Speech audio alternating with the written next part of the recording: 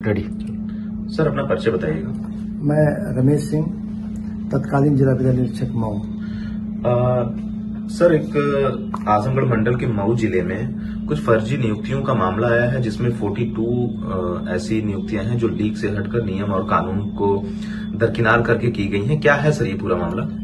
इस संबंध में आपको बताना चाहता हूं कि श्री देवेंद्र कुमार गुप्ता जी जुलाई 2022 से लेकर के जुलाई 2024 के बीच में इनके द्वारा लगभग 42 अनियमित और फर्जी नियुक्तियां की गई और जिसका रेगुलर भुगतान किया गया, जिसमें करोड़ों रुपए प्रति माह का गवर्नमेंट का हानि हुई।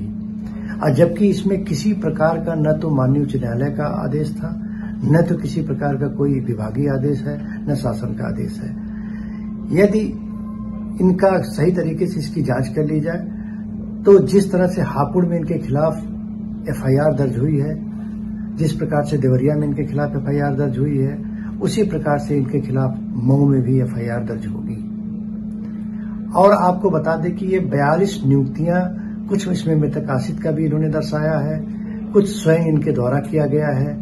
तो ये सारी नियुक्तियां एक स्वरूप में नियमों को ताक पर रख करके किया गया है और अनियमित एवं फर्जी है, और ये भुगतान अनियमित एवं फर्जी तरीके से है, जिनका वेतन मैंने रोका है। सर इस पूरे मामले में प्रमाण अपने पास क्या क्या है? ये मेरे पास एक साक्ष्य है, इसके 42 नियुक्तियों का पूरा साक्ष्य मेरे पास है। और जो साक्ष्य मैं आपको पूरी तरह से दिखाना चाहता हूं और वो कराना चाहता हूं कि पूरे साक्ष्य हैं ये जो, और बिल्कुल साक्ष्य के आधार पर। दूसरी चीज ये है, आपको बता दें कि इनके द्वारा सारी पत्रावलियां उसकी गायब कर दी गई, जिसका साक्ष्य सारे बाबुओं ने लिख करके दिया। जब पत्रावली की मेरे द्वारा मांग की गई कि पत्रावलियां इनकी कहाँ है, जिसका कि परीक्षण किया जा सके और परीक्षण करके इसको शासन को भेजा जा सके, तो पत्रावली एक भी नहीं मिली। सारे बाबुओं ने लिखा कि पत्रावली अपने आवास पे उठा ले गए थे और पत्रावली किसी को दिए नहीं है। इसका तात्पर्य यह है कि पत्रावली भी इनके द्वारा गायब कर दी गई। अब पत्रावली गायब हो गई, 42 फर्जी नियुक्तियां हो गई, तो अब किसी के पास कोई आधार बचा नहीं कि कैसे क्या हो। अब इनके खिलाफ एफआईआर दर्ज होता, हमने शासन को लिखा था, हमने ज्वाइंट डायरेक्टर को लिखा था, सभी लोगों को लिखा था, किंतु संजोग से हमारा स्थानांतरण हो जाने के कारण ये मामले को इन्होंने जाकर के अपना लिपापोती करा ली। लिपापोती क्या, एक तरह से इन्होंने उस मामले को दबा लिया। अन्यथा की स्थिति में अगर इसकी जांच हो जाए तो निश्चित रूप से ये दोषी पाए जाएंगे और उनके विरुद्ध एफआईआर दर्ज होगी और इनके विरुद्ध एक रिकवरी का आदेश होगा, क्योंकि कोई भी प्रकरण माननीय उच्च न्यायालय से आच्छादित नहीं है। और इतना नहीं कहना है, इनके द्वारा बिना शासन की अनुमन्यता के,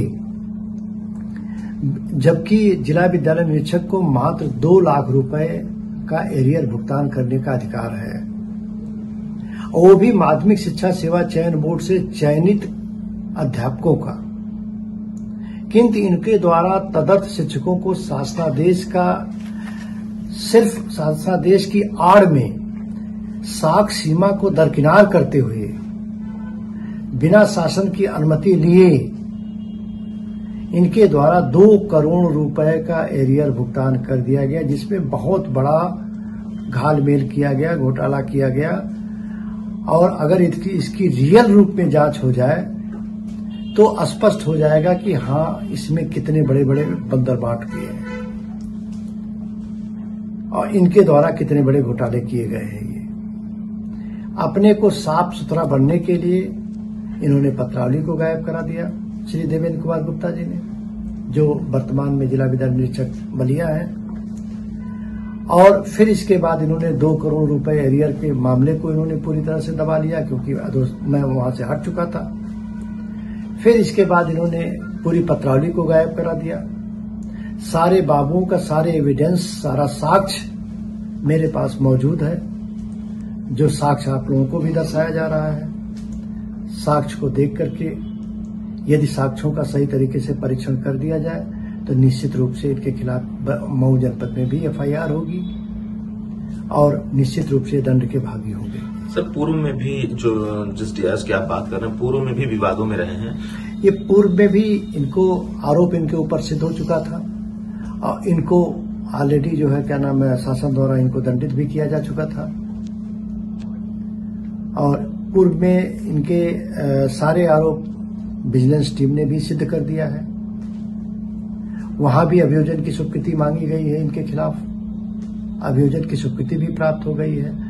वर्तमान में बलिया जनपद में इनके खिलाफ बैरिया इंटर कॉलेज के मामले को लेकर के अभियोजन की स्वीकृति मांगी गई है, जिसका प्रमाण है जिस दिन अभियोजन की स्वीकृति मिल गई उसी दिन इनके खिलाफ दंडात्मक प्रक्रिया अपने आप ही हो जाएगी, थाना कोतवाली स्वयं कर देगी। सर चूंकि बीजेपी गवर्नमेंट है और इस गवर्नमेंट में इस तरीके के बातें सामने आना कहीं न कहीं अपने आप में बहुत बड़ा सवाल खड़ी करती है कि इस शासनकाल में फर्जी नियुक्तियां होना, तो इसको किस तरीके से दरअसल आपको बताएं कि ये कुछ ऐसे माफिया और दलालों के चक्कर में उलझे हुए हैं जो चाहते हैं वही ये करेंगे, उसके अतिरिक्त ये कुछ कर नहीं सकते हैं। तो वो उनकी बिल्कुल मंशा हमारे समय में उनकी चल नहीं पाई। हमारे हटने के बावजूद इनको जो वहां से हम हटे हैं तो उनको अपने गिरफ्त में ले लिया है इन लोगों ने, और जो चाहते हैं वो कराते हैं, वही इन्होंने किया।